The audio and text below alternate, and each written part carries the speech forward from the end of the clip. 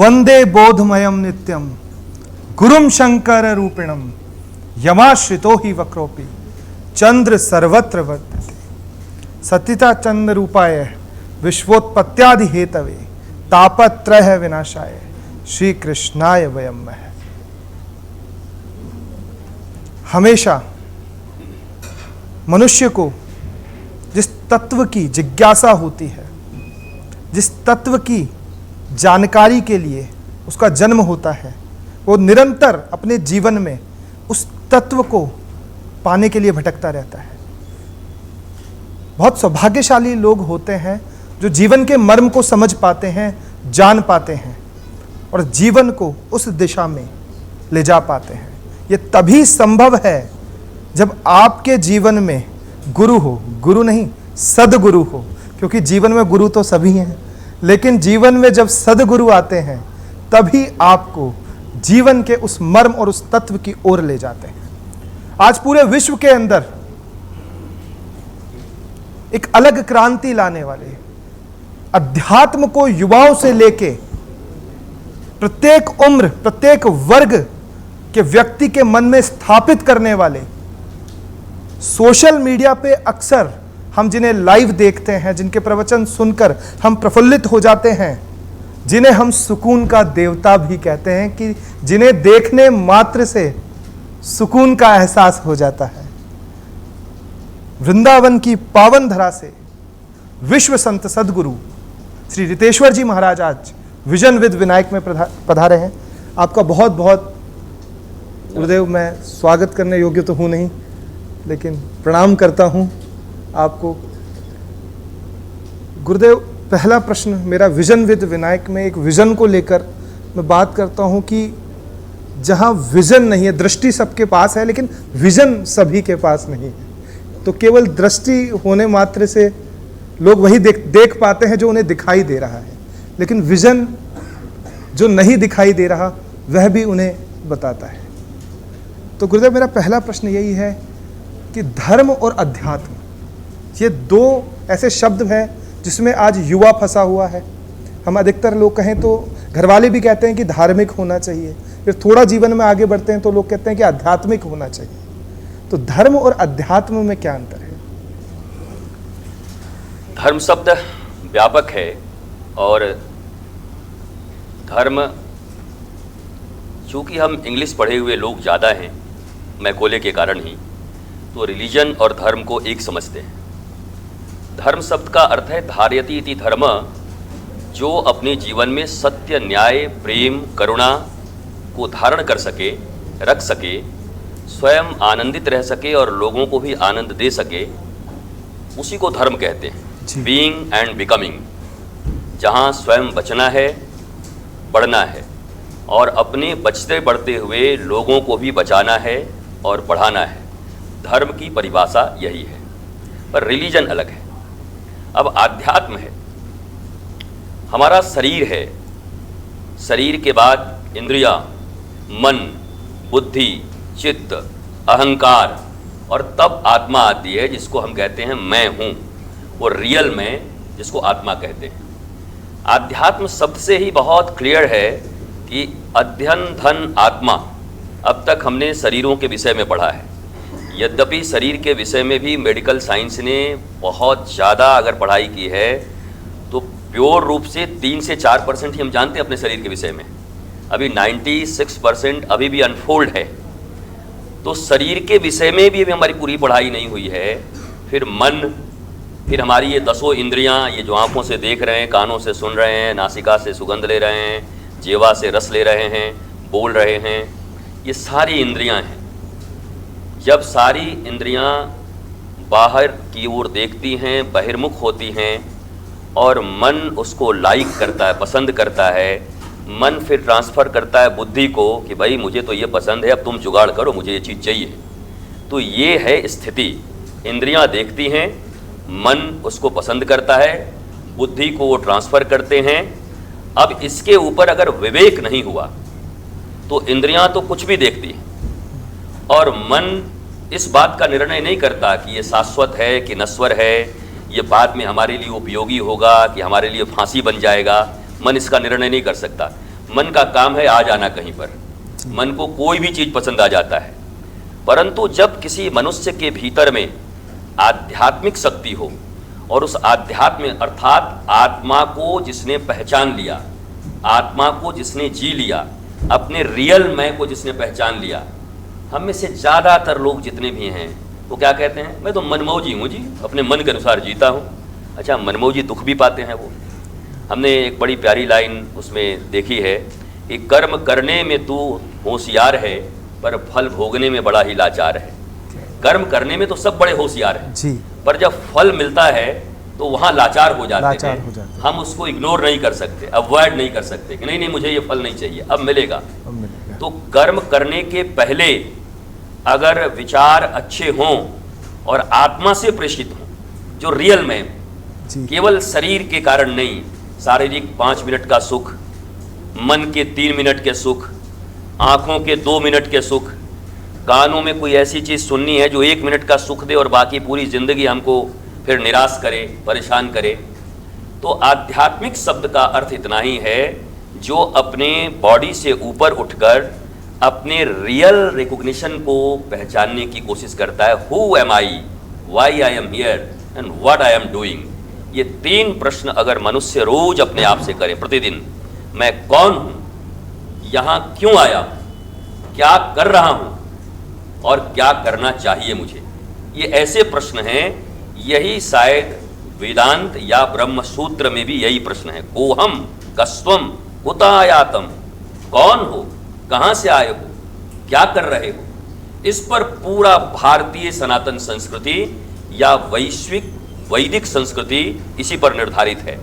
और ये बड़ी बड़ी शब्दों को बोलने से कोई फायदा नहीं है, क्योंकि यूथ से ये पूछेंगे कि इससे हमें क्या फायदा है, उनको तो इंस्टेंट लाभ चाहिए। यूथ ही क्यों, दुनिया के हर आदमी को इंस्टेंट लाभ चाहिए। मेरा इसमें हित है तो मैं एक्सेप्ट करता हूँ, हित नहीं है, वो धर्म हो चाहे कुछ भी हो, मुझे कोई मतलब नहीं, क्योंकि धर्म का मतलब ही तो है आनंद। तो आत्मा के अध्ययन के बाद मनुष्य शाश्वत सुख का अधिकारी हो जाता है। अभी जो हम क्षणिक सुख के अधिकारी हैं, एक मैसेज आता है हम हैप्पी हैप्पी हो जाते हैं, दूसरा मैसेज आता है हम आत्महत्या को राजी हो जाते हैं, फिर एक मैसेज आता है नहीं नहीं नहीं अब हम ठीक हैं, फिर एक मैसेज आया फिर हम निराश हो गए। मतलब लोगों के ऊपर हमारी जिंदगी निर्धारित है, रिमोट दूसरे के पास है। रिमोट जब तक विनायक जी के पास नहीं होता, जब तक रितेश्वर के पास खुद नहीं होता, तब तक दूसरे लोग 8 अरब की जनसंख्या है इस दुनिया में। अगर सब आपके रिमोट को दबाने लगे और 8 अरब चैनल बदलने लगे तो आपके पास तो उतनी श्वासें भी नहीं, तो आपकी चैनल ही बदलती रहेगी, आप जिंदगी में कहीं स्टेबल नहीं हो पाएंगे। इसलिए अध्यात्म का एक ही अर्थ है, आत्मिक ज्ञान से परिपूर्ण होकर अपने रिमोट को अपने हाथ में रख लेना। मैं सुखी भी अपने कारण होऊंगा और दुखी भी अपने कारण होऊंगा, इसी को आध्यात्म कहते हैं। गुरुदेव, काफी समय से, वर्षों से हर व्यक्ति चाहता है उस सुख को प्राप्त करना, उस मार्ग पे चलना, लेकिन आज तक यह क्लियर नहीं हो पाता कि यह क्रिया साध्य है या कृपा साध्य। बहुत अच्छा प्रश्न है, क्योंकि इसमें जनमानस, बड़ी जनमानस भारत की या दुनिया की एक वर्ग ऐसा है जो कहता है कुछ भी कर लो, जो कृपा होगा वही होगा जी। एक वर्ग ऐसा है पूरा ये कृपा वृपा कुछ नहीं होता है भैया, कर्म प्रधान विश्व करी राखा, जो जस करहि सो तस फल छाखा, कर्म ही पूजा है, कर्म करो। बट ये दोनों ही एक्सट्रीमिस्ट हैं, ये दोनों एक्सट्रीमिस्ट हैं। अभी कुछ दिन पहले ही मैं कह रहा था कि लोग कहते हैं प्रारब्ध जो लिखा है वही हमारा होगा।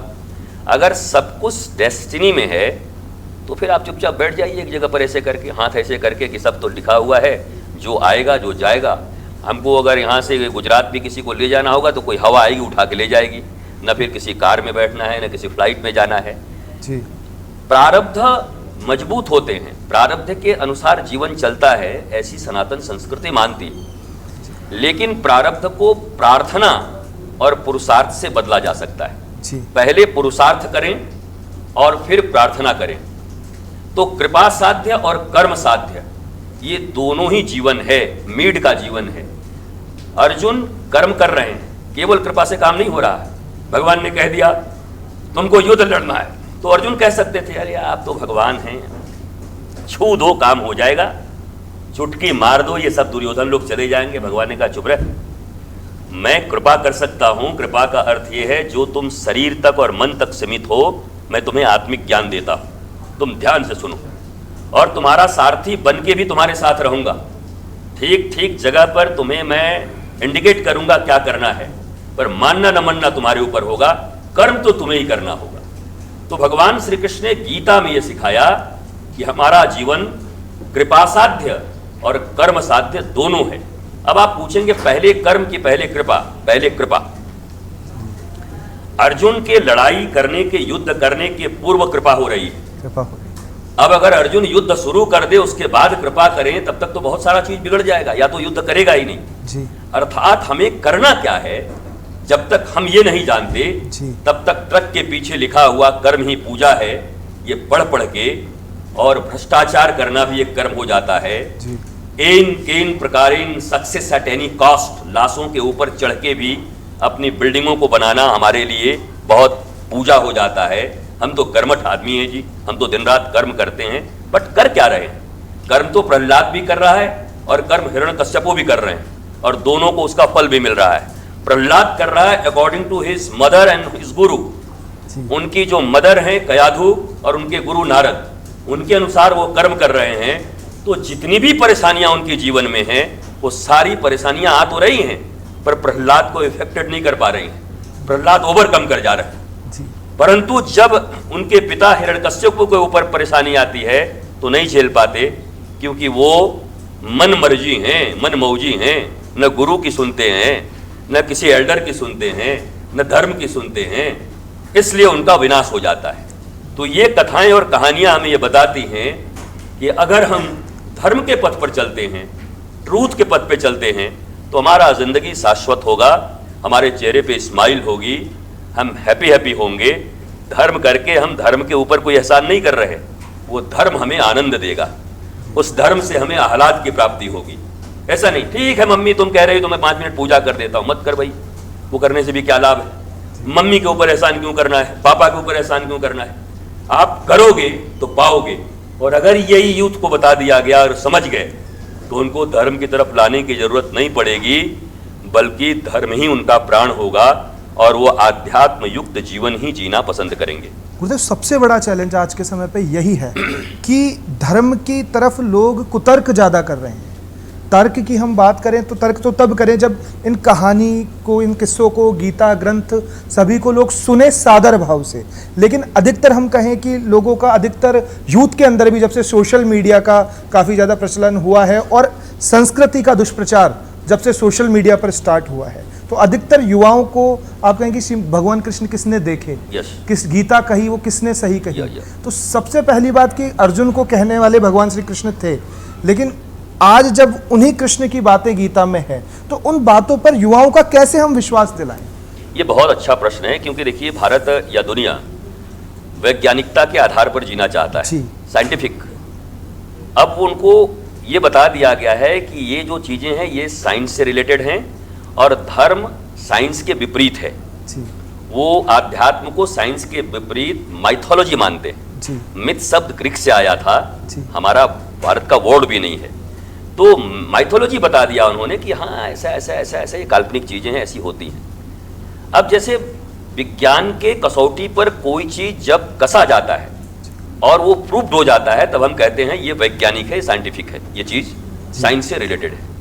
वैसे ही धर्म में या आध्यात्म में जो चीजें कही जा रही हैं, उन चीजों के ऊपर प्रयोग करके अगर उसका परिणाम हमें सही मिलता है, ये जितने भी ऋषि हैं, जितने भी संत हैं, साधु हैं, जो भी आध्यात्मिक स्पिरिचुअल लोग हैं, उन्होंने साइंस की तरह धर्म को अपने जीवन में अपनाया, उन वैचारिक तथ्यों को अपनाया और उसका प्रयोग किया। केवल कृष्ण ने अर्जुन को ऐसा कहा और अर्जुन को ये मिला, ये सुनने से कुछ नहीं होगा। हम भी नहीं मानते, क्या पता किसने लिख दिया है ना, हमने भी कृष्ण को नहीं देखा, अर्जुन को भी नहीं देखा, हम भी नहीं मानते। लेकिन ये बातें यहाँ लिखी हुई हमारे धर्म ग्रंथ में, तो किसी ने किसी थ्योरी को दिया और उसको प्रैक्टिकली करके फिर हम कहते हैं यस प्रूव्ड, ये मान्यता हो गई कि ये चीज होती है साइंस में, ये चीज ऐसे प्रूव्ड है, हमने करके देख लिया, हाइड्रोजन ऑक्सीजन मिले और जल बन गए, ये लेबोरेटरी में हमने देख लिया। अब ये जीवन ही हमारा लेबोरेटरी है। इस जीवन की लेबोरेटरी में गीता में लिखे हुए वो सूत्र जो ये बताते हैं कि अगर ऐसा करोगे तो ऐसा होगा, मैं बिना किए भी जो लोग कहते हैं ये बेकार है, उनको भी मैं बड़ा निरर्थक और बड़ा निराश आदमी और बेकार का कुतर्की आदमी मानता हूं। और जो व्यक्ति करके नहीं पा रहे हैं वो प्रश्न करने के अधिकारी हैं कि मैं गीता के इन सूत्रों पर चला, मुझे कुछ मिल नहीं रहा है। लेकिन आप देखेंगे कि इस दुनिया में नहीं, इस भारत में अगर जनसंख्या 145 करोड़ की है तो कितने लोग हैं जो गीता पढ़े हैं? आप आश्चर्यचकित हो जाएंगे कि शायद 1 करोड़ लोग पढ़े हों। कितने लोग हैं जो गीता पढ़ के गीता के अर्थ को समझते हैं? आप आश्चर्य में आ जाओगे, सिर्फ लाख की संख्या होगी।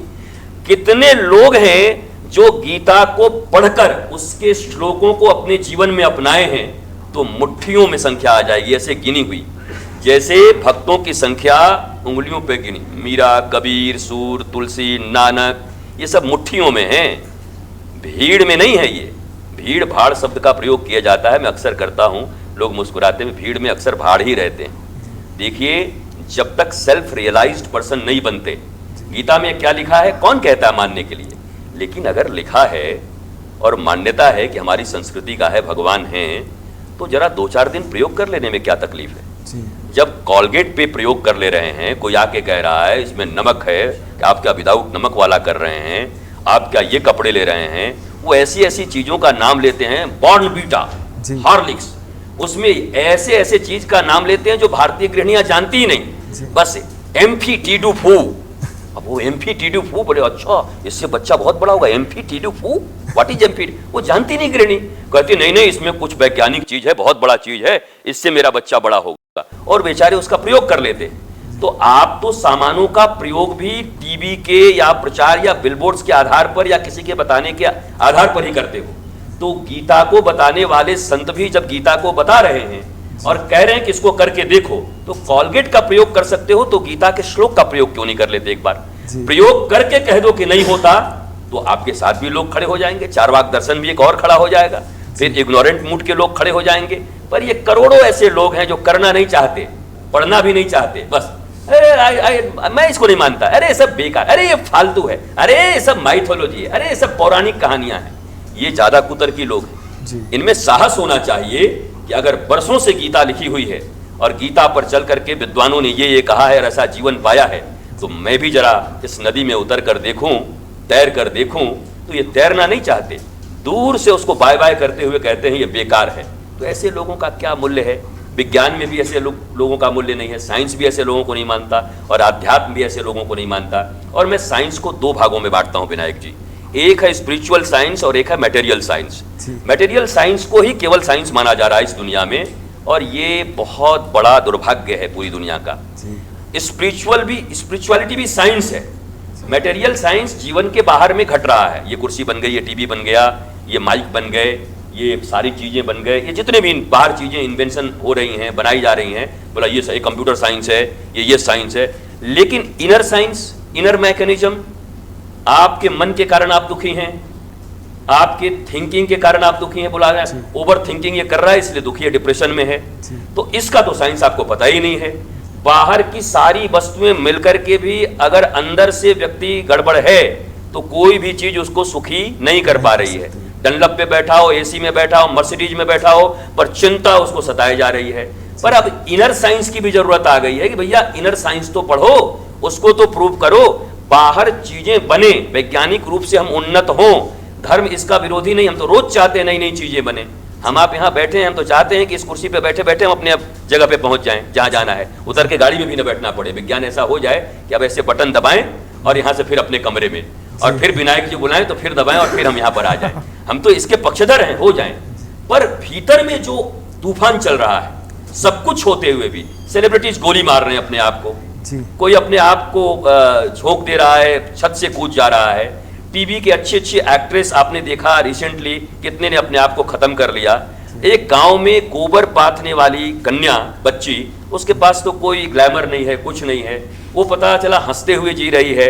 और उतना ग्लैमरस होने के बाद भी, पैसे पाने के बाद भी, मर्सिडीज चलने के बाद भी, ये क्या ऐसा अवसाद है? कौन सा ऐसा साइंस में गड़बड़ी हो गई, भीतर के साइंस में, कि आपको आत्महत्या करनी पड़ गई?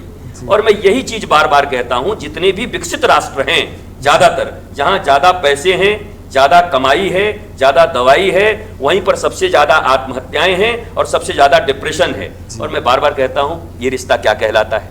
जहाँ सबसे ज़्यादा पढ़ाई, सबसे ज़्यादा कमाई, वहाँ सबसे ज़्यादा आत्महत्या, सबसे ज़्यादा डिप्रेशन। तो क्या दुनिया को इस रिलेशन को भी खोजना नहीं चाहिए कि ऐसा हो क्यों रहा है? पढ़ा हुआ तो बहुत अच्छा आदमी है, कमा तो बहुत अच्छा रहे, मर क्यों गया? ये क्यों इतना परेशान है? ये डिप्रेशन में क्यों है? केवल डिप्रेशन शब्द का इलाज पूरी दुनिया खोज ले तो शायद मुझे लगता है इसका इलाज ही वो गीता है, वो आध्यात्म है और वो धर्म है। बस नाम अलग है। धर्म का नाम आप बदल दीजिए। मैं चाहता हूं धर्म का नाम कर दिया जाए उसका क्या है, एंटोनियो। चलो बहुत अच्छा मॉडर्न लगता है, एंटोनियो नाम हो जाए। हम एंटोनियो अपनाएंगे। क्यों? हमारा मतलब है हमें सुखी होने से, आनंदित होने से। धर्म नाम बदल दो ना, अध्यात्म नाम बदल दो ना अगर उससे चिढ़ हो गई है, पर नाम बदलने से उसके गुण थोड़ी बदल जाते हैं। गोल्ड का नाम अगर ब्रास कर दो तो गोल्ड ही रहेगा। ब्रास को अगर गोल्ड कह दो तो गोल्ड थोड़ी हो जाएगा, तो ब्रास ही रहेगा। वैसे ही नाम से अगर चिढ़ है, धर्म से, पुजारी से, बाबा से, साधु से, सबका नाम बदल दो, हटा दो। लेकिन आप अपना के तो देखो, एक बार आजमाइए और फिर जीवन भर मुस्कुराइए। क्या बात, धर्म तो वो है। क्या बात है। युवाओं का सबसे पसंदीदा सब्जेक्ट प्रेम, प्यार, जिसमें अधिकतर युवा पढ़ते हैं। प्रेम क्या है ये जानना बहुत ज़रूरी है। लोग प्रेम में पड़ जाते हैं, फिर कुछ दिनों बाद प्रेम बदल जाता है, फिर कहीं उन्हें रोके तो कहते हैं कृष्ण करे तो रासलीला और हम करे तो कैरेक्टर ढीला। तो इसका क्या तर्क है गुरुदेव? ये बड़ी अच्छी बात आपने की है। और प्रेम शब्द को भी लोगों ने ऐसा कहा है कि देखो, कई बार लोग कहते हैं गुरुजी हमको मोह नहीं है, हमें प्रेम है। वो विश्वास दिलाते हैं हमको कि हम इतने साधारण आदमी नहीं कि मोह माया में पड़े हुए हैं, हमको प्रेम हो गया जी। तब सत्य ये है कि मोह का परिष्कृत स्वरूप ही प्रेम है जी। बिना मोह हुए प्रेम हो नहीं सकता। मोह का अर्थ है आसक्ति, किसी से जुड़ना, कोई चीज अच्छा लगना, और फिर वही जब डेप्थ में चला जाता है, गहराई में चला जाता है, और वो जीवन शक्ति से भरपूर हो जाता है, और वो एग्जिस्टेंशियल हो जाता है, अस्तित्व के पोषणी हो जाते हैं। वो अस्तित्व विरोधी नहीं होता, हमारे एग्जिस्टेंस के विरोधी नहीं होता, लाइफ का विरोधी नहीं होता। अब वो प्रेम जिसमें डेथ की संभावना आने लगे, जीवन छोड़कर मृत्यु की बात आए। एक दूजे के लिए पिक्चर बना था, उसमें अंत में दोनों मरते हैं। अब ये पिक्चरें भी ऐसी बनती हैं, वो ठीक नहीं है मेरे हिसाब से। देखिए, ये 70 से 90 साल का जीवन परमात्मा ने मनुष्य के रूप में दिया है, मरने के लिए नहीं। मरना तो निश्चित है, कितना भी चाहेंगे तो नहीं बचेंगे, वो तो तय है। सिकंदर की तरह कुछ भी लगा दे, बचना नहीं है। तो जब तक 80 इयर्स की या 90 इयर्स की जिंदगी है, तब तक मानवीय मूल्यों के आधार पर प्रेम युक्त जीवन जीना। इसलिए जब कभी कहते हैं बाबा लोगों को तो मोह माया से दूर, अरे बाबा लोग बहुत माया में रहते हैं जी। साधु ही माया में रहते हैं और मोह में रहते हैं। और अगर वो माया और मोह में न रहते तो आध्यात्मिक खोज नहीं करते। आध्यात्मिक खोज उन्होंने इसलिए किया है कि स्वयं भी आनंदित रहें और उनके इस खोज से सारी दुनिया आनंद में रहे। वो लोगों के मोह में ही तो ये कर रहे हैं, अपने मोह में ही तो ये कर रहे हैं। तो किसी भी कर्म का शुरुआत मोह से शुरू होता है, माया से शुरू होता है। इसलिए मैं यूथ्स को ये कहना चाहूंगा, मेरे प्यारे बच्चों, अभी कभी कोई आपको कहे कि तुम मोह माया में हो तो कहना कि यस आई एम, मैं मोह और माया में हूं। और यही मेरा मोह और माया जब ज्ञान मूलक हो जाएगा, जब मेरे नॉलेज की पेरिफेरी में आ जाएगा, तो यही मेरे लिए प्रेम बन जाएगा। और प्रेम शाश्वत होता है, प्रेम घटता और बढ़ता नहीं। नारद जी ने कहा प्रतिक्षण वर्धमानम, जो हर क्षण बढ़ता रहे वो प्रेम है, और जो ऐसे ऐसे होता रहे वो काम है। Love and lust, LOVLUST, lust से लव की यात्रा करनी है। लस्ट बुरा नहीं है, लोग कहते हैं ये तो बड़ा लस्ट में है। हाँ, तो क्या बुरा है? लस्ट में है तो लस्ट से हमारा जन्म ही हुआ है। प्रत्येक व्यक्ति का जन्म ही लस्ट से हुआ है। जिन चीजों को आप इतना दूषण रूप में देखते हैं, जिनका इतना इग्नोरेंट मूड में उसको देखते हैं, निंदा करते हैं, पाप कहते हैं, हम सब उसी से जन्म लिए लोग हैं। नहीं तो ये संस्कृति नहीं चलती, ये सृष्टि नहीं चलती, कुछ नहीं होता। तो चीजों को पढ़ना है, जानना है, पाप कह के मिटाना नहीं है और पुण्य कह के उसको अपनाना नहीं है। साइंटिफिक बनिए, मैं भी कह रहा हूं, स्पिरिचुअल साइंटिफिक बनिए। जानो तब मानो, मान के मत जानो। मानेंगे तो किसी दिन धोखा हो सकता है, पर जान के मानेंगे तो फिर दुनिया में कोई कुछ कहे, आप बोलेंगे मैं जानता हूं, आई नो, मैंने प्रैक्टिकल किया हुआ है, मेरे लाइफ में ये चल रहा है, मैं तुम्हारी बात सुनूं कि अपनी जिंदगी देखूं। और ये जितने भी ऋषि हैं और जितनी भी किताबें लिखी गई हैं, धर्मशास्त्र, ये जान कर लिखी गई हैं, अपने जीवन में उन्होंने जाना तब लिखा। हमको लगता है कि किसी ने लिख दिया होगा, बेकार का चीज हमको पढ़ना पड़ रहा है। आप भी पढ़ के थोड़ा बहुत उससे ज्ञान अर्जित कर सकते हैं, वैसे जानना तो स्वयं होगा। कोई शास्त्र अंतिम नहीं है, वो शास्त्र लिखा गया था, पर मनुष्य का जीवन चलता फिरता शास्त्र है। वो रोज कुछ नया नया सीखता है और रोज नए प्रैक्टिकल्स करता है और उसके आधार पर नई नई चीजें वो सिद्धांत दुनिया वालों को देता है। तो मैं तो इतना ही कहूंगा कि प्रेम तो जरूर करिए। जिसने कभी प्रेम किया ही नहीं, वो स्वाद सुधा को पहचानेगा क्या।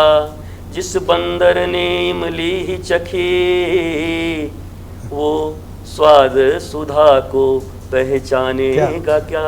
जिसने केवल इमली खाई हो, वो क्या मधु जानेगा। तो प्रेम तो करना ही है, प्रेम के लिए इस पृथ्वी पर आए हैं। Love is God, God is love, truth is love, love is truth, truth is God, God is truth. सत्य ही ईश्वर है, प्रेम ही ईश्वर है, न्याय ही ईश्वर है। और अगर कोई प्रेम करे तो भाई बहुत बेकार आदमी प्रेम कर रहा है, अरे वो तो ईश्वर कर रहा है, भगवान कर रहा है। उनके लिए तालियां बजाइए, उनका अप्रिशिएशन करिए और कहिए कि ये साक्षात ईश्वर के रूप में जाते। किसी प्रेमी मनुष्य को देख लीजिए तो समझिए ईश्वर का दर्शन हो गया। सत्य से ओतप्रोत किसी मनुष्य को देख लीजिए, साहस से निर्भीक निर्भय, तो समझ लीजिए ईश्वर का दर्शन हो गया।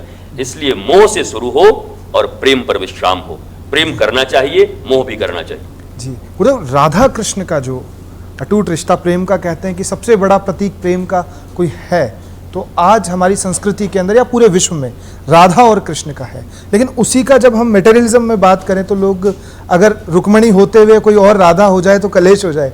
तो वो प्रेम का तत्व क्या है, वो प्रेम का बंधन क्या है, वो रिश्ता क्या है? ये बड़ा प्रश्न है आध्यात्म जगत में जी। और इसका सॉल्यूशन मैं ये कह के नहीं बच सकता कि बहुत 5 मिनट में नहीं किया जा सकता। ये तो संभव नहीं है कि किया जा सकता है, क्योंकि कृष्ण तत्व, राधा तत्व, हम जिन भी चीज़ों को देख रहे हैं अभी किस दृष्टि से देख रहे हैं। अगर हम मानसिक मन की दृष्टि से देख रहे हैं तो ना राधा पहचान सकते हैं ना कृष्ण को पहचान सकते हैं। वो एक लड़का और लड़की हो जाएंगे हमारे लिए, और फिर एक लड़का और लड़की के बीच जो संबंध होता है हम उसी से उनको देखेंगे।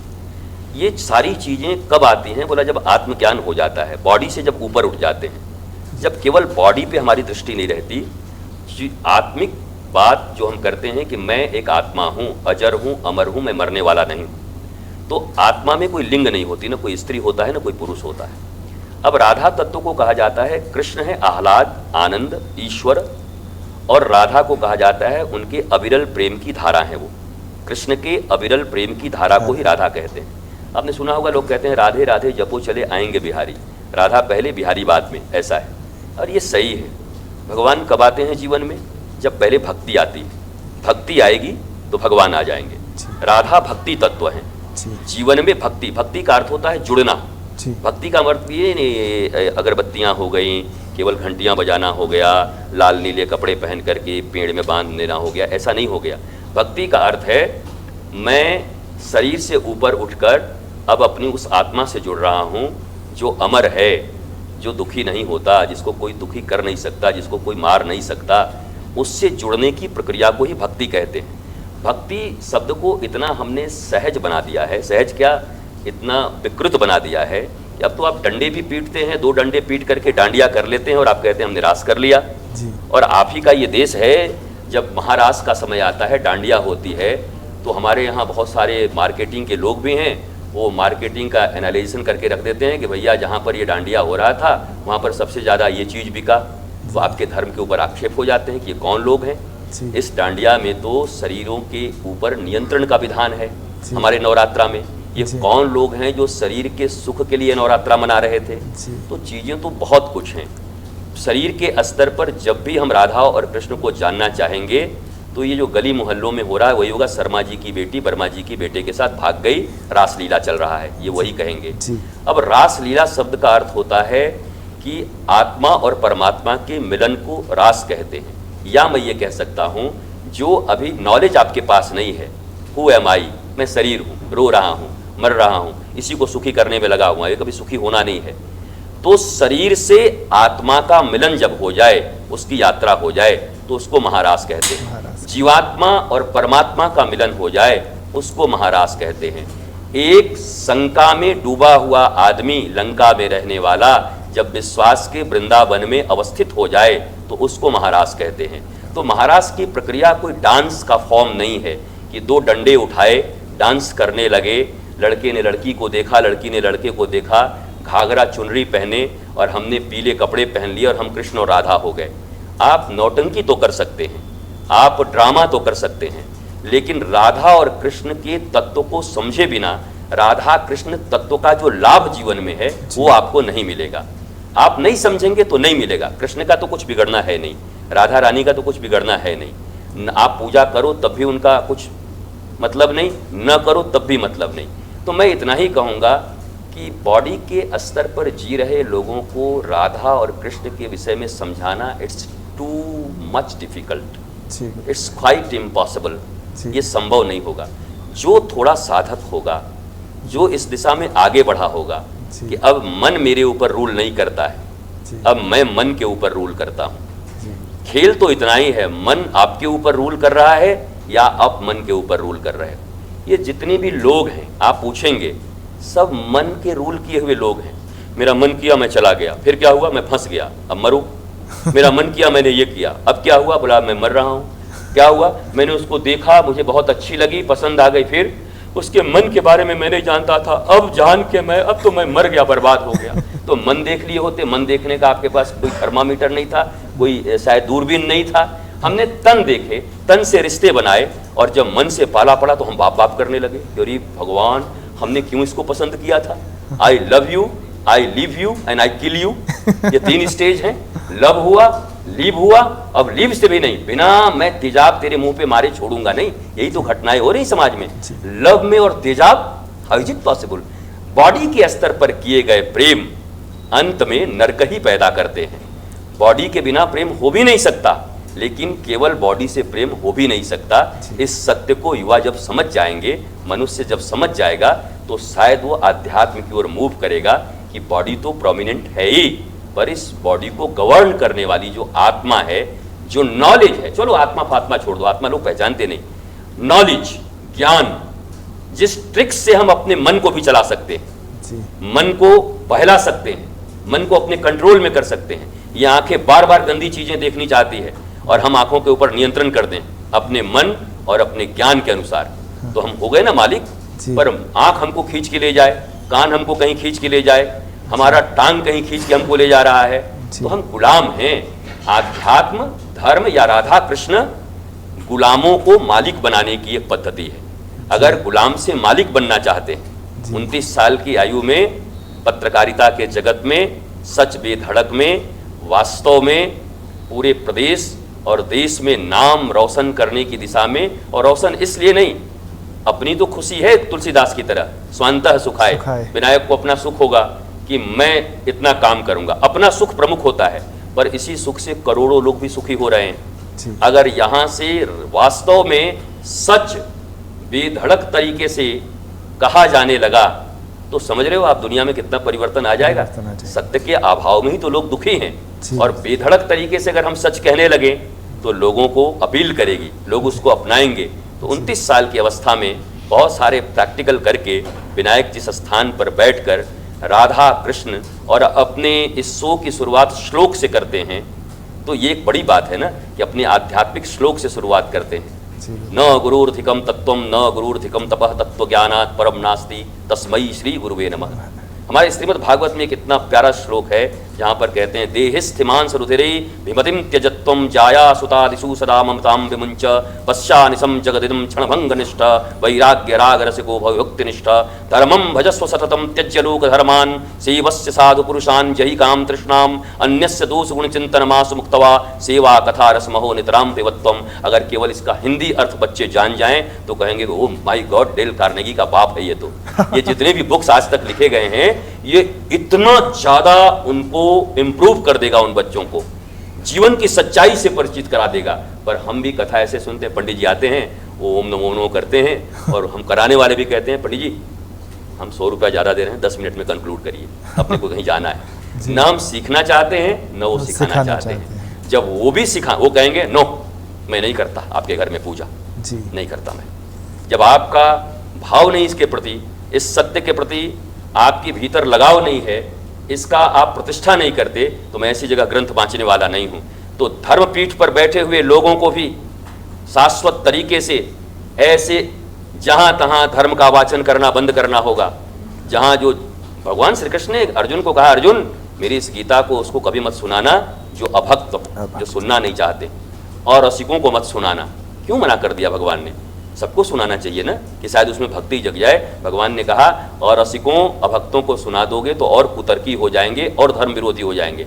इसलिए पहले शुरुआत करो जहां पर उपजाऊ जमीन है। आपके पास 1 किलो अनाज है, बीज है, और वो 1 एकड़ खेत में डाली जा सकती है, और आपके पास 2 एकड़ खेत हैं, एक बंजर है एक उपजाऊ है, तो आप पहले कहाँ डालना चाहोगे? बंजर में अपने बीज डाल दोगे कि उपजाऊ में डालोगे? उपजाऊ में डालेंगे। अब जब पैदा होगा तो अगले साल बंजर में भी ट्राई कर लेंगे, क्योंकि मेरे पास इनफ है अब। तो वैसे ही हम अपने धर्म का और ज्ञान का प्रयोग पहले सिलेक्टेड लोगों के बीच में करें, जो वास्तव में सीखना चाहते हैं, जिनकी नीड हो, जबरदस्ती न सिखाएं, जो चाहते हैं आध्यात्म के विषय में जागरूक होना। और मैं सीधी बात कहूं, जो हैप्पी होना चाहते हैं, खुश होना चाहते हैं कि मुझे खुशी चाहिए, उनको आध्यात्म से जुड़ना पड़ेगा और वो आनंदित हो जाएंगे। तो राधा कृष्ण को समझने के लिए विनायक हम आप लगातार बात करते रहेंगे, और सच बधेड़क के माध्यम से भी बात करेंगे और कथाओं के माध्यम से भी बात करेंगे। समझना तो होगा आज नहीं कल राधा और कृष्ण दोनों को। और प्रेम की दृष्टि से भी राधा और कृष्ण का प्रेम बहुत, आप देखो ना, राधा और कृष्ण 11.5 साल तक साथ थे, फिर तो चले गए। अगर जो लोग बॉडी की बात करते हैं तो उनको तो इतना भी ज्ञान नहीं है कि 10.5 साल का बच्चा, 11.5 साल का बच्चा, जागृत नहीं होता, काम जागृत नहीं होता। महाराज जब उन्होंने किया तो 8 वर्ष की उम्र हो रही थी, उस समय काम के विषय में चिंतन भी नहीं होता किसी पुरुष के विषय में। तो हमारे लोग तो पढ़ते पूरा है नहीं, अधूरा पढ़ते हैं, अधूरा बोलते हैं, और बाकी बचा कुचा बॉलीवुड वालों ने पहले जो कुछ कर दिया है, वो राधा कृष्ण के नाम पर लस्ट ही परोसते रहे, और रामायण के नाम पर लस्ट परोस देते हैं कभी कभी। बल्कि लव को परोसना चाहिए। अगर लव परोस देंगे तो हर आदमी राधा कृष्ण की तरह प्रेम करना चाहेगा। अगर हमारे आपके जैसा प्रेमी होता राधा कृष्ण की जगह पर, तो हम तो वृंदावन ही नहीं छोड़ते। नहीं नहीं नहीं, मुझे मथुरा, कंस बचे बचे, मेरे को क्या, मैं अपना लव नहीं छोड़ूंगा, मैं तेरे को छोड़ कर नहीं जाऊंगा। भगवान ने कहा, हे राधे, अब मैं बंसी छोड़ता हूँ राधे, और मैं 5 जन्म उठाता हूँ शंख। दुनिया में मैं आया हूँ बहुत कर्म करने, बहुत लोग रो रहे हैं राधे। 11 वर्ष तक तो मैंने यहाँ यशोदा माँ को, आप सबको आनंद दिया, आपके साथ रहा, आपने मुझे इतना प्रेम किया, अब यही प्रेम मैं पूरे विश्व में फैला सकूं। और आप राधे हो, मुझे पक्का पता है आप सेल्फिश नहीं हो, आप मुझे पूरी दुनिया के लिए छोड़ोगे। और राधा रानी ने कृष्ण को छोड़ा, आप जाइए और पूरी दुनिया में प्रेम का प्रचार करिए। क्या इस बात को युवा समझ पाएंगे कि 11.5 साल में इतने प्रेम के साथ अपनी प्रेयसी से अलग हटकर एक नया जीवन जीने के लिए वो चले गए? और भगवान श्री कृष्ण की 16,108 विवाह हैं, इनको भी लोगों को जानना चाहिए। एक भी विवाह भगवान ने विवाह करने की दृष्टि से नहीं किया। रुक्मिणी ने पत्र लिखा कि अगर आकर मुझे नहीं ले गए तो मैं जहर खा लूंगी। तो भगवान ने कहा मत खाइए, मैं आ रहा हूँ आपको लेने के लिए। ये भगवान की इच्छा तो नहीं थी कि नहीं मुझे पसंद आ गए, मैं तो रुक्मिणी से विवाह करूंगा ही। सत्यभामा, उनके साथ क्या था, मणि वाला प्रॉब्लम था। तो मणि के रूप में जब मामला बना तो उनके पिता ने कहा अगर आप मेरी बेटी से विवाह नहीं करेंगे तो ये द्वारिका के लोग मुझे मार देंगे, क्योंकि मैंने आपको चोर कह दिया कि आपने मणि चुराया है। ये जाम्बवती, जामवंत ने क्या कहा कि मैं मणि तो आपको दे दूंगा, पर हमारी बेटी से विवाह करेंगे तब देंगे। ऐसे आप जितने, अब 16,100 जिनको नरकासुर ने बंद करके रखा था, उन राजा की कन्याओं को, उसको जब मुक्त करा दिया भगवान ने, तो मुक्त कराने के बाद आज के 5,000 वर्ष पहले का समाज कैसा होगा? आज भी कोई किसी का अपहरण कर ले, किसी नवयुवती का, और अपने साथ 1 महीने रख ले और इस समाज में आए, तो समाज क्या कहेगा? अरे ये बची होगी, पता नहीं इसके साथ क्या हुआ होगा। कोई भी संभ्रांत आदमी स्वीकार करने को राजी नहीं होगा, भले ही संभ्रांतता पर वो भाषण दे दे, पर अपने बेटे से विवाह नहीं कराएंगे उसका। आप समझो 5,500 वर्ष पहले का वो समाज जहां 16,100 कन्याएं जेलों में बंद थी, जिनके शोषण के लिए उसने रखा था नरकासुर ने, भौमासुर ने।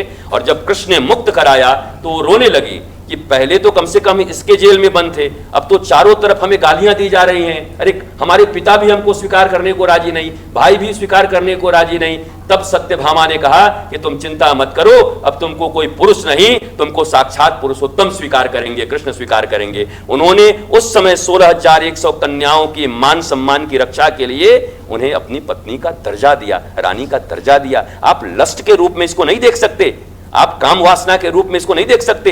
भगवान का नाम है अच्युत। अच्युत का अर्थ होता है जो कभी च्युत नहीं होता, गिरता नहीं। अच्युतम केशवम कृष्ण दामोदरम, जो करोड़ों गोपियों के बीच भी कभी पतित नहीं हुए। इसलिए कृष्ण को काम का देवता कहा जाता है, काम बेटा बनकर के आया कि आप तो मेरे बाप हो।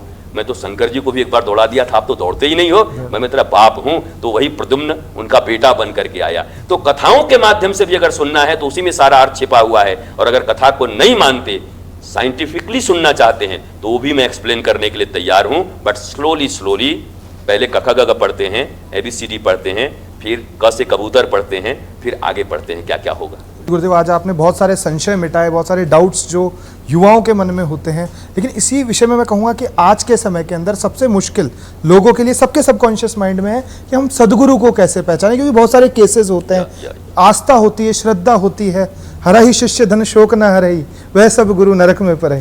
हम देख ही रहे हैं, तो कैसे सदगुरु को पहचानें कि यह गुरु सही कह रहे हैं, इनके मार्ग पे चलना है। थोड़े दिन तो अट्रैक्ट होता है कोई, बाद में कोई और बात पता चलती है तो वो व्यक्ति वापस अलग हो जाता है, फिर कहता है वो पूरे अध्यात्म को ही कहता है कि सभी गलत है। तो ये पहचानना गुरु जी। अब मेरा ऐसा इसमें एक कहना है, बड़े ध्यान से 2 शब्दों में सुनेंगे।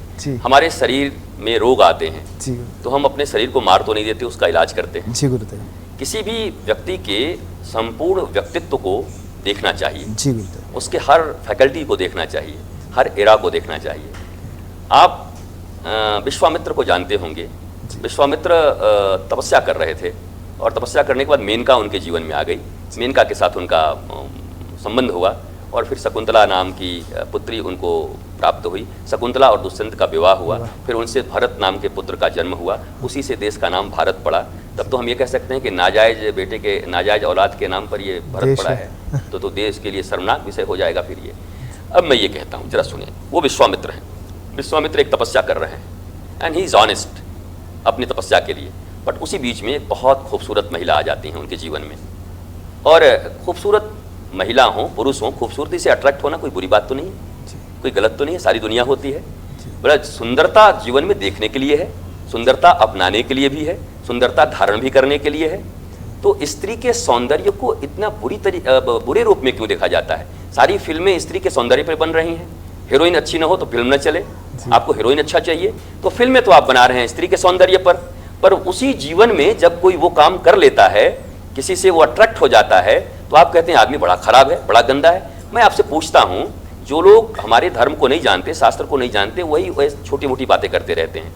ये गर्ग, गौतम, सांडिल्य, विश्वामित्र, ये सब कौन है? ये सब विवाहित हैं। और कई कई ऋषियों के तो 3-3, 5-5, 7-7 विवाह हुए।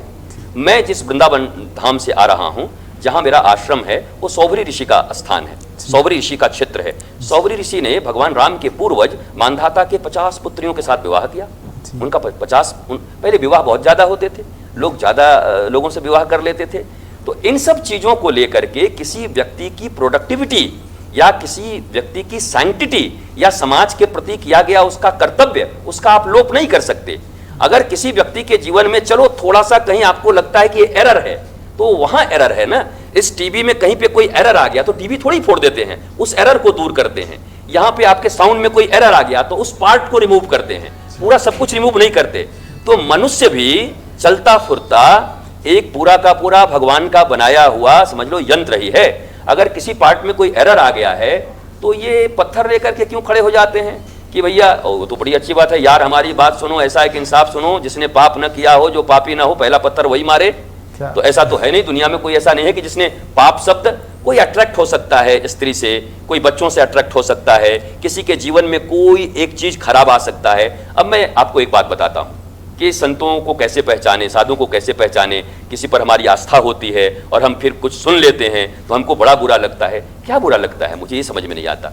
आपने किसी संत के साथ आपका संबंध हुआ, उनके जीवन में आने से पता चला आपकी बोतलें छूट गई, आपके उनके जीवन में आने से आपका दैनिक जीवन शुरू हो गया, अच्छा हो गया। अब आप हनुमान चालीसा का पाठ करने लगे, अब आप व्यक्तियों के भीतर में भगवान का दर्शन करने लगे, माता पिता को प्रणाम करने लगे, आपके बहुत सारे जीवन बदल गए। और अचानक उन व्यक्ति के विषय में आपने कुछ ऐसा सुन लिया तो क्या फर्क पड़ता है आपको?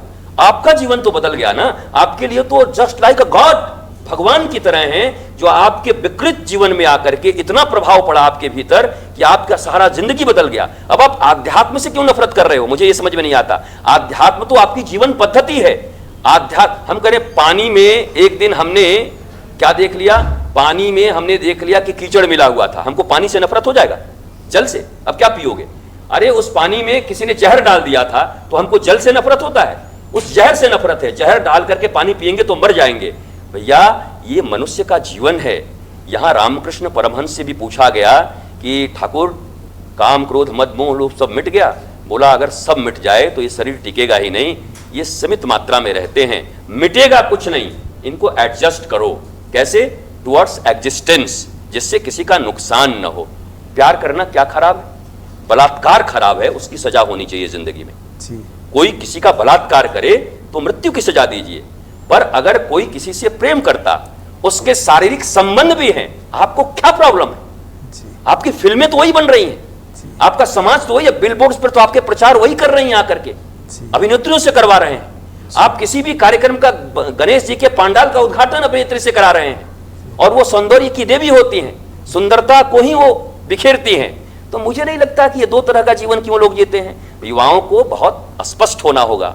मैं जैसे स्पष्ट हूं, मैं इतना भ्रम नहीं रखता, इतना भय नहीं रखता। संत का काम है निर्भीक होना। अगर जो गुरु और संत स्वयं भय में जी रहा हो, वो दूसरों को निर्भीक क्या करेगा? तो हम तो सफेद कपड़े पहन के चल रहे हैं, कल आप एक ऐसे स्याही डाल करके बोलेंगे बाबा जी आपको हम बर्बाद कर देंगे। क्या बर्बाद कर दोगे? मैं एक मनुष्य हूं, मैंने भारत के लिए, लोगों के लिए, अपने लिए काम किया है, और डेस्टिनी मेरी अगर इतनी ही होगी इतने दिन का, पर हां मैं आत्महत्या को कभी स्वीकार नहीं कर सकता जीवन में। चाहे जितने विश्वामित्र की तरह, अगर कोई ऐसा जीवन में कभी वक्त आ भी गया तो विश्वामित्र की तरह, जब दूसरी बार विश्वामित्र के पास रंभा आई, विश्वामित्र को लगा अरे यार मैं तो गड़बड़ कर दिया, मुझे तो भगवान के क्षेत्र में जाना था, मेनका ने हमको थोड़ा डाइवर्ट कर दिया, डोंट वरी मैं फिर से करता हूं। फिर करने लगे, अब रंभा आई मेनका से भी सुंदर। विश्वामित्र ने देखा ऐसे करके, बोला मैं विश्वामित्र हूं, एक गलती दो बार नहीं करता, एक बार हो चुका, अब मैडम आप खड़े रहिए, आपको मैं पत्थर का बनाता हूं। तो भगवान से पूछा गया एक बार कि जिनके कैरेक्टर में लाल दाग लगा हुआ था उनको आपने गुरु क्यों बना लिया? आप तो मर्यादा पुरुषोत्तम हो, मर्यादा पुरुषोत्तम हो। कृष्ण जी बनाते तो समझ में आता कि उनको लोग पता नहीं क्या क्या बोलते हैं, आता कि अज्ञानता में बोलते हैं। नहीं तो मैंने आपको बता दिया कि कृष्ण ने मर्जी से अपनी कोई विवाह नहीं किया, लस्ट में कहीं गए नहीं। 11.5-8 साल का बालक तो रास करता है, उसको लोग काम से युक्त बोलते हैं। हमारी बुद्धि खराब है, कृष्ण में थोड़ी कोई खराबी है। हाँ, ग्रंथ हम ठीक से पढ़ते नहीं, और ग्रंथ बांचने वाले ठीक से बांचते भी नहीं, उनकी भी जिम्मेवारी है। मैं ये कहता हूं, वो भी उसी तरीके से उसको प्रस्तुत कर रहे हैं। भगवान राधा कृष्ण का रास हो रहा है, डांडिया मारो। अरे पहले रास तो बता दो, व्हाट इज रास? ये बॉडी के तल पे हो रही है, मन के तल पे हो रही है, बुद्धि के तल पे हो रही है, विवेक के तल पे हो रहा है, कि आत्मा के तल पे हो रहा है? पहले ये तो बता दो कि रास चीज क्या है। तो रास बताएंगे नहीं, वो बस आज कल रास का कथा है, क्या होगा? बोला डांडिया लेते आना, हम भी नाचेंगे तुम भी नाचना, और 2.5 घंटे तक 1.5 घंटे तक ढूम ढाम ढाम बजाया, कथा हो गया। बट आपने स्पीच क्या दिया? लोगों को समझाया क्या? बताया क्या? जिस धर्म से लोगों का मंगल हो सकता था उसको मनोरंजन का माध्यम बना दिया। मनोरंजन और मनोमंथन दो चीजें हैं, इनलाइटनमेंट और इंटरटेनमेंट दो चीजें हैं। आप मनोरंजन के लिए केवल मत करिए, मनोरंजन जरूरी है, पर उस मनोरंजन के साथ साथ मनोमंथन भी हो। समुद्र मंथन की तरह विष भी निकले और अमृत भी निकले। और विनायक जी याद रखो कि जब समुद्र मंथन हुआ था अमृत के लिए हुआ था, निकला क्या था? पहले विष निकला था। तो हमारा भी ये शरीर समुद्र की तरह, सागर की तरह है। हम भी जब पहली बार साधना करेंगे, धर्म के क्षेत्र में जाएंगे, तो बहुत सारे विष निकलेंगे, आपको उसका सहन करना होगा। आपको बहुत सारी फप्तियां सुननी होंगी, बहुत सारे कमेंट सुनने होंगे। इसलिए मैं गुरु और संत को खराब नहीं मानता। दुनिया में सभी माँ के पेट से ही जन्म लेकर के कोई संत बनता, कोई डॉक्टर बनता, कोई पत्रकार बनता, वो ईमानदारी से अपना काम कर रहे हैं। किसी का चरित्र अगर खराब हो गया तो आप इग्नोर कर दीजिए, उनको छोड़ दीजिए, पर उनके ज्यादा जो लाभ हुआ है आपको, उस लाभ को आप लेते रहिए। किसी संत के द्वारा अगर आपने शराब छोड़ दिया है, अरे जब वो खराब निकल गया तो हम शराब छोड़ के क्या करेंगे? अरे तुम्हारा तो लाभ हो गया ना, अब तुम शराब क्यों पीने जा रहे हो? वो खराब हो गए। हमारे कहने से आपने शराब छोड़ दिया और एक दिन हमको ही शराब पीते हुए देख लिया, तो आप क्यों परेशान हो? हम शराब पी रहे हैं, हमारा शरीर खराब होगा, पर आप तो प्रभावित होकर के छोड़ दिए ना, उसका लाभ आपको मिलेगा। लाभ आपको होना है जब ये सोचेंगे तो किसी के प्रति दुर्भावना आपके मन में नहीं आएगी, और जुड़ाव तो पक्का रखना चाहिए। मैं कहूंगा गुरु और शिष्य का। आपने कहा था गुरु मिले कैसे, तो भैया देखो, ध्रुव जा रहे थे भगवान का दर्शन करने के लिए, ध्रुव की बेइज्जती हुई थी, माँ के पास रो रहे थे, हमारी सौतेली माँ ने हमको हाथ पकड़ के हटा दिया। माँ ने कहा सुन, मैं तो ऐसी तेरी माँ हूं, ओरिजिनल माँ होकर के, कि आज तक तेरे पिता के गोद में तुझे नहीं बिठा पाई, पर जरा देखो तेरी सौतेली माँ ने एक झटका ऐसा दिया कि तू पिता की गोद तो छोड़, परम पिता की गोद की ओर जाने के लिए सोच रहा है। तो सच्ची माँ तो तेरी वही है। उसने किस वे में बात कहा ये मत सुन, क्या कहा ये सुन। और मैं भी भारतवासियों और दुनिया वालों को और यंगस्टर्स को यही कहता हूं, कैसे कोई कहता है ये मत सुनो, वो क्या कह रहा है ये सुनो। हो सकता है मेरा लैंग्वेज आपको अच्छा न लगे, मेरी स्टाइल आपको अच्छी न लगे, पर आप जरा सोचो, अगर ये कह रहे हैं वो अच्छा है, तो मेरे स्टाइल, मेरे अहंकार से आपको क्या लेना है? नहीं, ये आदमी आप बात बढ़िया कह रहा है यार, सच बेधड़क में विनायक जी अच्छी बात कह रहे हैं। फिर विनायक जी का कोई एटीट्यूड हो, एटीट्यूड से आपको क्या लेना है? विनायक जी सच को प्रकाशित कर रहे हैं, उस सच से हमारा जीवन अच्छा होगा। इस रूप में विनायक जी को हम एप्रिशिएट करते हैं। एप्रिशिएशन के बहाने ढूंढिए, इग्नोरेंस के बहाने मत ढूंढिए। किसी पे मतलब लानत डालने के लिए बहाने मत ढूंढिए, किसी को प्रेम करने के बहाने ढूंढिए। नफरत के लिए बहाने मत ढूंढिए, बल्कि प्रेम के लिए बहाने ढूंढिए। जीवन बड़ा छोटा है, प्रेम ही करें तो कम पड़ जाएगा। नफरतों का दौर कहां से लाएं, कहां से ढूंढे? इसलिए गुरु की खोज हमें नहीं करनी है, हमें खोज करनी है अपने आत्मा की, हमें खोज करनी है ईश्वर की, हमें प्रेम करना है श्री कृष्ण से। और पक्की बात समझ लो, जैसे ध्रुव जी जब चले तो भगवान ने कहा, अरे तो मेरे पास आ रहा है, कुछ जानता नहीं, कैसे मुझे पाएगा? नारद जी जाओ जल्दी दीक्षा दे दो, गुरु की जरूरत है इसको। जब भगवान की तरफ बढ़ा तो भगवान ने स्वयं अपने मन को गुरु के रूप में उनके पास भेज दिया। और मैं भी यूथ्स को यही कहता हूं, तुम गुरु मत ढूंढो, तुम ईश्वर के प्रति और अपने आत्मा और ईश्वर का अर्थ भी आनंद। मैं आनंदित कैसे हो जाऊंगा? नंद घर आनंद भयो, कृष्ण का नाम आनंद है। आनंद को ढूंढो, और आनंद को अगर ढूंढोगे तो परमात्मा की कृपा से सदगुरु को आपको नहीं ढूंढना पड़ेगा, किसी दिन आपके द्वार पर सदगुरु आके खड़ा हो जाएगा और आपको चुन के ले जाएगा वो। बहुत बहुत धन्यवाद गुरुदेव। आज विजन विद विनायक में तमाम उन मुद्दों पर चर्चा हुई, उन बातों पर चर्चा हुई जो सभी के मन में अक्सर बने रहते हैं। भारत ही नहीं, विश्व के सबसे बड़े नेटवर्क के यहाँ पर मैं बैठा हूँ। आप ऐसा सभी कहते होंगे, पर आप रिकॉर्ड कर लो मेरी बात को, मिथ्या हो जाए तो। ये बहुत विराट, पूरी दुनिया में ये सच बेधड़क जाने वाला है।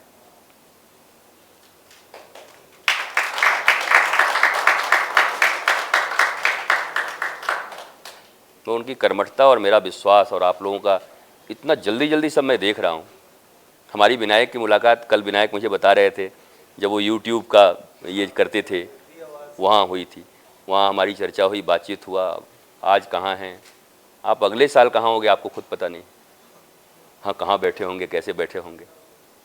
अगले साल आते आते विनायक के पास आने में हमको न देरी लग जाए कहीं। बहुत सारे उलझन, बहुत सारे प्रश्नों का उत्तर मैं सोचता हूं कि सबको मिला होगा। बाकी यह विषय अनंत है जिसका कभी अंत नहीं हो सकता, और आपके माध्यम से जब सुने तब तो लगता है कि इस इंटरव्यू को कभी खत्म ही ना करें। लेकिन मैं बहुत बहुत आपको धन्यवाद गुरुजी, आभार और प्रणाम करना चाहता हूं। और अंत में यही कहूंगा कि ये जलवे खास है आम नहीं, निरस निगाहों का यहाँ पर कोई काम नहीं, सरस निगाहें सरस मन ही इस भाव को, इस इंटरव्यू को समझ सकता है। और अंत में जिस प्रकार से श्लोक से शुरू किया था, भगवान श्री कृष्ण के प्रति आस्था और प्रेम रखने की बात गुरुजी ने हमसे कही है, तो मैं यही कहूंगा कि वसुते सुतम देवम कंस चाणूरमर्दनम देवकी परमानंदम कृष्णम वंदे जगत गुरुम। और बात विज्ञान की हुई है तो अंत में यही कहूंगा कि सीताराम गुणग्राम पुण्यारण्य विहारिणो वंदे विशुद्ध विज्ञानो कवीश्वर कपीश्वर। विज्ञान नहीं, विशुद्ध विज्ञान की हमें जरूरत है। विज्ञान वह है जिसके साइड इफेक्ट हैं, लेकिन सनातन और अध्यात्म का विज्ञान वह है जिसके कोई साइड इफेक्ट नहीं है, वो विशुद्ध विज्ञान है। धन्यवाद, नमस्कार।